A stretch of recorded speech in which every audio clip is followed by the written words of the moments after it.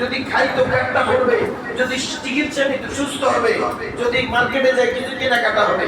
কিন্তু আমি যে এই বস্তুটার জন্য মেহনত করতেছি, এই বাচ্চাটাকে মাদ্রাসায় পৌঁছাইতেছি, খোলার তারিখে পৌঁছাইতেছি, সকাল বিকাল ডিউটি করতেছি, আমার কাছে এই কাজের গুরুত্বটা মোটেও নাই।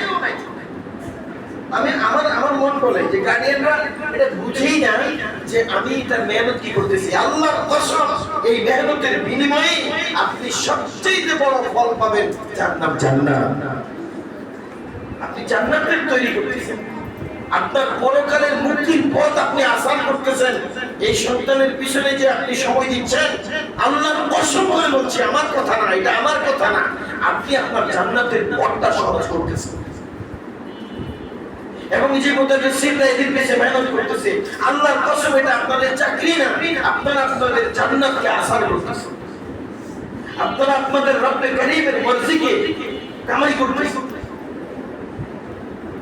আপনাদের অনেক দাম। একজন মুদাররিস, একজন মুআল্লিম যিনি কোরআন শিক্ষা করে, খোদার কসম নবী বলছে খায়রুকুম খায়রুকুম খায়রুকুম। হাদিস পড়ার জন্য আসে নাই, হাদিস আমলের জন্য আসে।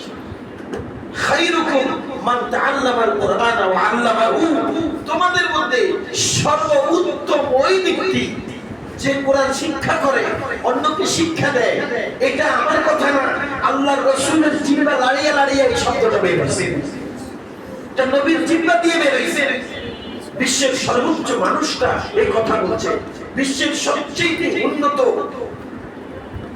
অভিভাবক যিনি আমাদের সারেদা লখতে জিগর কলিজার টুকরা আল্লাহর হাবিব, আমাদের নবী আতায়ে তাজদার সরকারে মদিনা মুহাম্মদুর রাসূলুল্লাহ সাল্লাল্লাহু আলাইহি ওয়াসাল্লাম নিজে বলছে খায়রুকুম খায়রুকুম খায়রুকুম মান তাআল্লামাল কুরআন ওয়া আল্লামা। তোমাদের মধ্যে সর্বোত্তম ওই ব্যক্তি যে কোরআন শিক্ষা করে এবং অপরকে শিক্ষা দেয়। তাই এই পথে যারা পড়ে তাদেরও উত্তম, তারা খায়রুকুম, তারা ইঞ্জিনিয়ার থেকে দামি, লয়ার থেকে দামি, প্রধানমন্ত্রী থেকে দামি, মন্ত্রীদের থেকে দামি, এমপিদের থেকে দামি।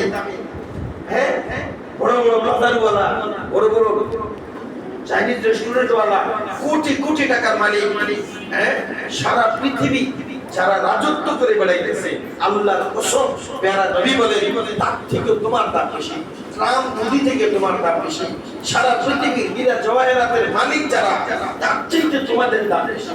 খায়রুকুম মান তাআল্লামাল কুরআন, যে তোমরা কোরআন অর্জন করো, তোমরা খায়ের, তোমরা শ্রেষ্ঠ, তোমরা দামি, তোমরা উঁচু। তাহলে অভিভাবক এই উঁচু এবং দামি জিনিস অর্জনের নিয়ম হলো এই প্রতিষ্ঠানিক যে আইনগুলি আছে, এগুলির প্রতি ছাত্ররাও শ্রদ্ধাশীল হবে, অভিভাবকও শ্রদ্ধাশীল হবে, উস্তাদরাও শ্রদ্ধাশীল হবে।